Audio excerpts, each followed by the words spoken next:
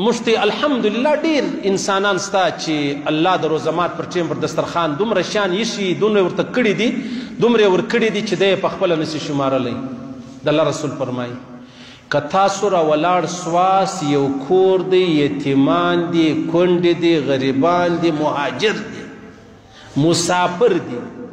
د ماښام ګوله نه لري ته را ولاړ شولې په کور کې د سالم پخ کړی دی یو پلیټ سالن پر سر د ډوډۍ ورکښېښوله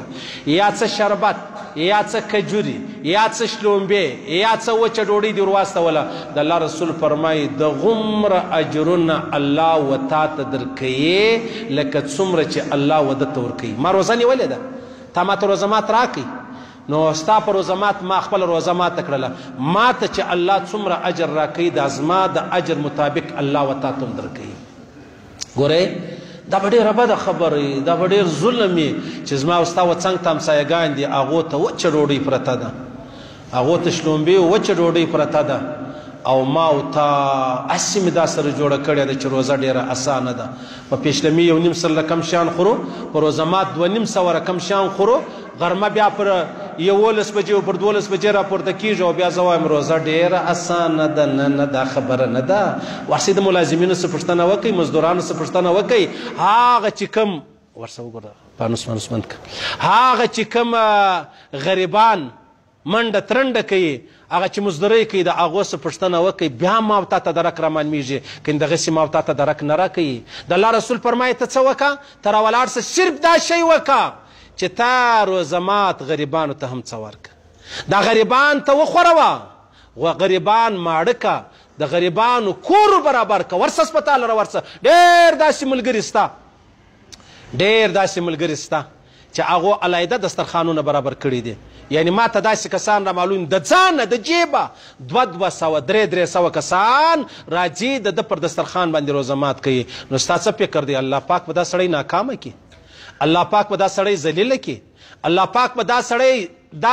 دا سړی په کاروبار کې نقصاني کړي نه نه دا خبره نه ده هېڅ دا خبره نه ده د خپل وس مطابق یې وکئ عزیزانو خامخا یې وکئ بیا ورسه چې خبر دا کور کونډه پکې سته خاوند یې نسته یتیمان پکې سته بابا یې نسته بیا راولاړ شه څه وکړه په هغه کې راولاړ شه بیا ودۍ ته لږ د روزه مات ترتیب څه غوړي ور واستوه څه بره ور واستوه څه یو وړه ور واستوه څه نور خوراک ور واستوه محمد رسول الله مبارک فرمایي محمد رسول الله صلی الله علیه وسلم فرمایي بیا به څه کېږي چې څومره اجرونه الله و ما او تا ته پر دې روزه راکوي د غومره و هغه چا ته ورکوي چې چا و ما او تا ته روزه مات چې دی هغه راکوي خیر عزیزانو الله دې توفیق راکړي الله دې داسې روزه را نصیب کړي چې الله هم راضي سي د الله رسول څنګه فرمایلی